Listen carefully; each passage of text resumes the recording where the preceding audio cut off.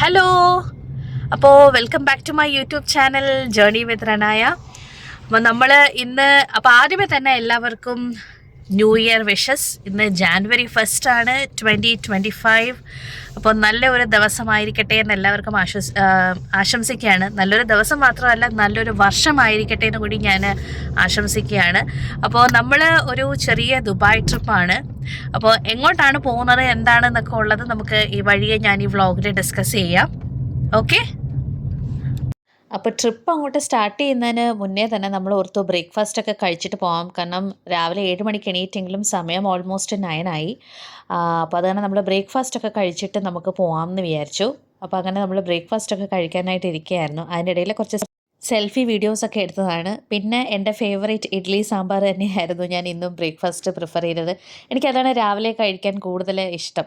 അപ്പം നമ്മൾ ഇഡ്ഡലി സാമ്പാറൊക്കെ കഴിച്ചു. അങ്ങനെ നല്ല ഹെൽത്തി ആയിട്ടുള്ള ബ്രേക്ക്ഫാസ്റ്റൊക്കെ കഴിച്ചാണ് നമ്മുടെ ട്രിപ്പ് സ്റ്റാർട്ട് ചെയ്തത്. അപ്പം നമ്മൾ ബ്രേക്ക്ഫാസ്റ്റൊക്കെ കഴിഞ്ഞിങ്ങനെ ദുബായിലേക്കാണ് യാത്ര പോകുന്നതെന്നുള്ള കാര്യം ഞാൻ പറഞ്ഞല്ലോ. അപ്പം നമ്മൾ we are planning to move to Dubai. നമ്മുടെ ന്യൂ ഇയർ ആയിട്ട് നമുക്കിത് ഹോളിഡേ ആണ്. എനിക്ക് വിൻ്റർ ബ്രേക്ക് ആണിപ്പോൾ. അപ്പോൾ ഹസ്ബൻഡിനും ഇന്ന് ഹോളിഡേ ആണ്. So we thought to move for an outing. അപ്പോൾ ദുബായിലേക്കാണ് നമ്മളിന്ന് പോകുന്നത്. ദുബായിൽ എവിടെയാണെന്ന് ചോദിച്ചു കഴിഞ്ഞാൽ മിറാക്കിൾ ഗാർഡൻ ആണ് പ്ലാൻ ചെയ്തേക്കുന്നത്. അപ്പോൾ ഓൾമോസ്റ്റ് എല്ലാവർക്കും വളരെ ഫേമസ് ആയിട്ടുള്ള സ്ഥലമാണ്, എല്ലാവർക്കും അറിയാവുന്നതായിരിക്കാം മിറാക്കിൾ ഗാർഡൻ. ദുബായിലെ മിറാക്കിൾ ഗാർഡൻ അവിടെ ഞാൻ ലാസ്റ്റ് ഇയർ പോയതാണ്. പക്ഷേ എന്നാലും അന്ന് എനിക്കത് വൈകിട്ടായിരുന്നു ഞാൻ കണ്ടത്. അപ്പോൾ അത് കാരണം എനിക്കത് അങ്ങോട്ട് അത്രയ്ക്ക് എക്സ്പ്ലോർ ചെയ്യാനൊന്നും പറ്റിയില്ല. അതിനത് അതിൻ്റെ ഭംഗി ശരിക്കും അങ്ങോട്ട് ആസ്വദിക്കാൻ പറ്റില്ല. നല്ല രസമുണ്ടായിരുന്നു, പക്ഷെ എന്നാലും ആ പൂക്കൾ എന്തൊക്കെയാണ് എങ്ങനെയാണെന്നൊന്നും കാണാൻ പറ്റിയില്ല. അപ്പോൾ അത് തന്നെ നമ്മൾ ഓർത്തു ഈ പ്രാവശ്യം മിറാക്കിൾ ഗാർഡൻ ഒന്ന് പകൽ കാണാമെന്ന് വിചാരിച്ചു. 9 o'clock ഓപ്പൺ ആക്കും. ഇപ്പോൾ സമയം ഇവിടെ 10 ആവാൻ പോകുന്നു. രാവിലെ ഞാൻ 7 മണിക്ക് എണീറ്റാണ്. 7 മണിക്ക് എണീറ്റ് രാവിലെയുള്ള വിഷ്വൽസ് ഞാൻ കാണിച്ചല്ലോ, പുറത്തുനിന്നുള്ള ഇതൊക്കെ ഞാൻ കാണിച്ചല്ലോ. പക്ഷേ എന്നിരുന്നാലും അവിടെ ഇവിടെയൊക്കെ തൂങ്ങിയിരുന്ന് ലാസ്റ്റ് നമ്മൾ ഇറങ്ങിയപ്പോഴത്തേക്കും 9:30 ആയി കേട്ടോ. അപ്പോൾ ഇനി നമുക്ക് മിറാക്കിൾ ഗാർഡനിൽ ചെന്നിട്ട് കാണാം. ഓക്കെ,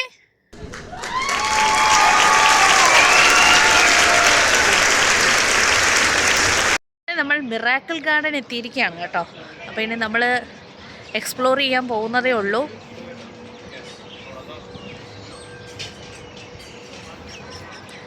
അപ്പം നമ്മളിവിടെ ആദ്യം ടിക്കറ്റ് എടുക്കണം. ടിക്കറ്റ് എടുക്കാനായിട്ട് പോവുകയാണ് കേട്ടോ.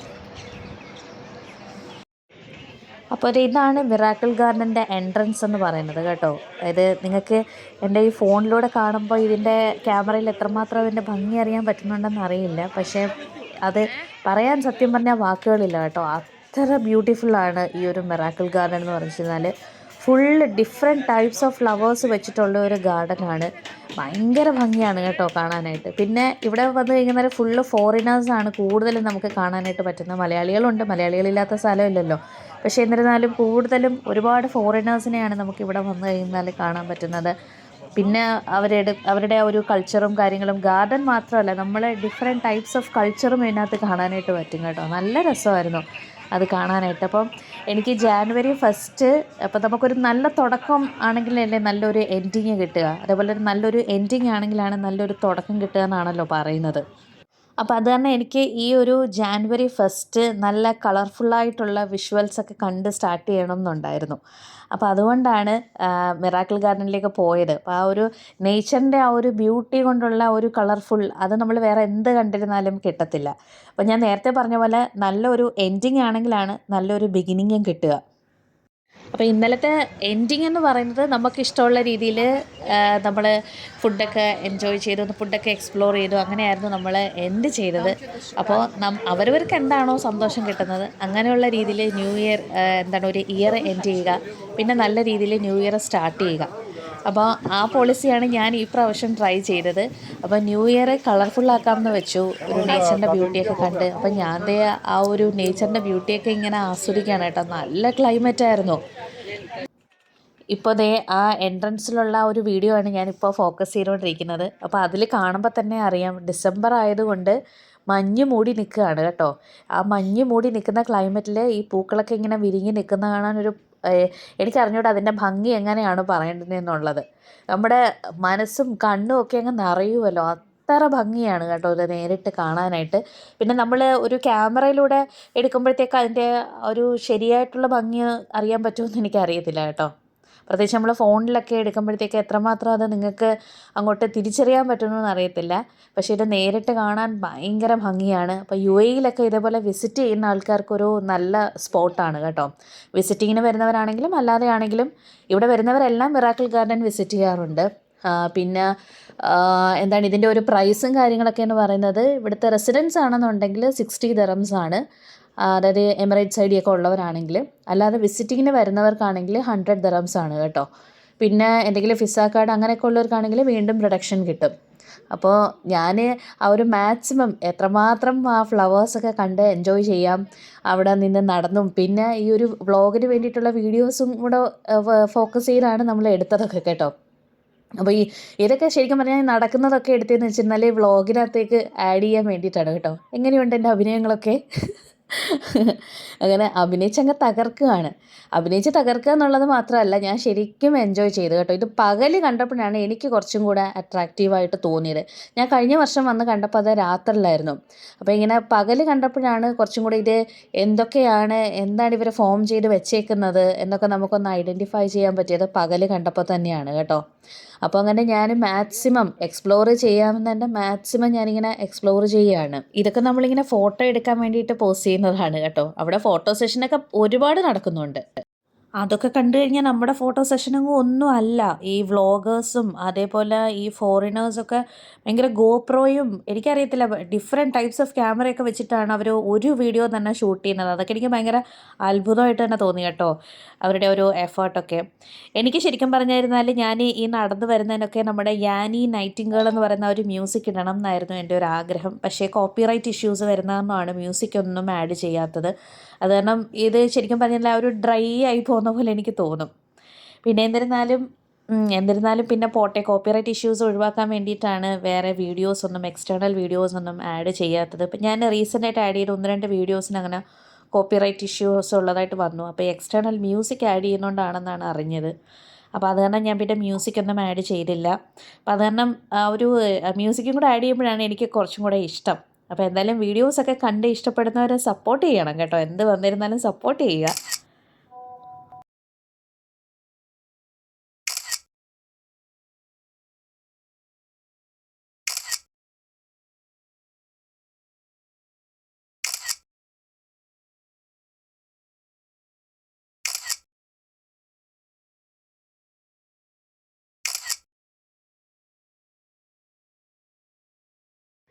യെസ്, അപ്പം നമ്മൾ മിറാക്കിൾ ഗാർഡനിൽ നിന്നൊക്കെ ഇറങ്ങി വളരെ ബ്യൂട്ടിഫുൾ ആയിട്ടുള്ള ഒരു കാഴ്ച തന്നെയായിരുന്നു കേട്ടോ. അതിനകത്ത് നല്ല രസമുണ്ടായിരുന്നു കാണാനായിട്ട്.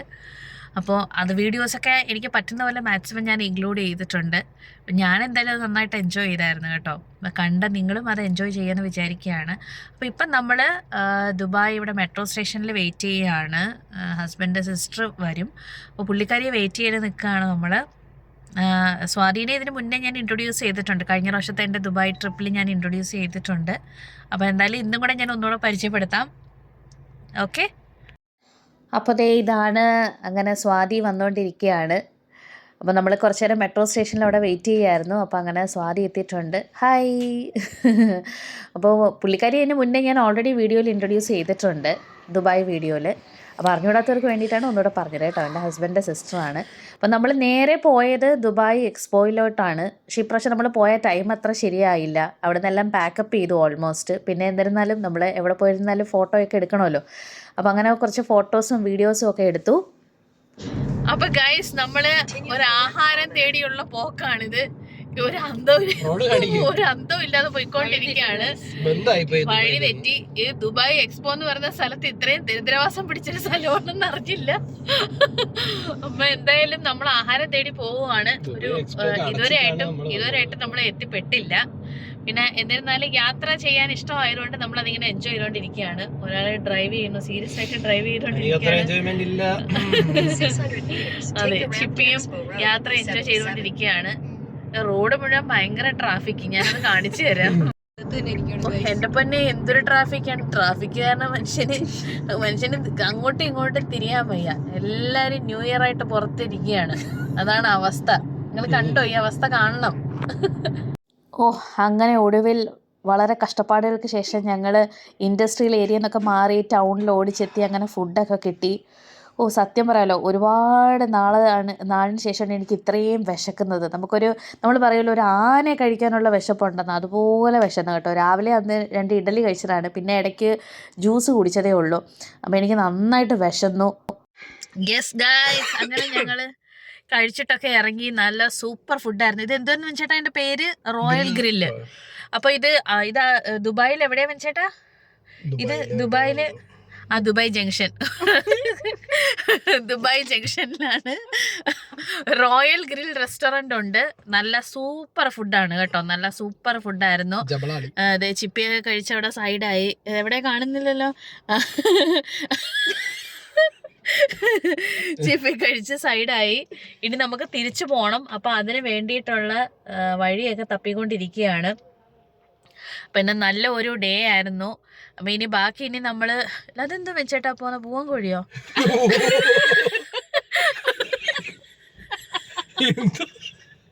അതിൻ്റെ ഇടയിൽ ഇതിങ്ങനെ കണ്ടുപിടിച്ചു.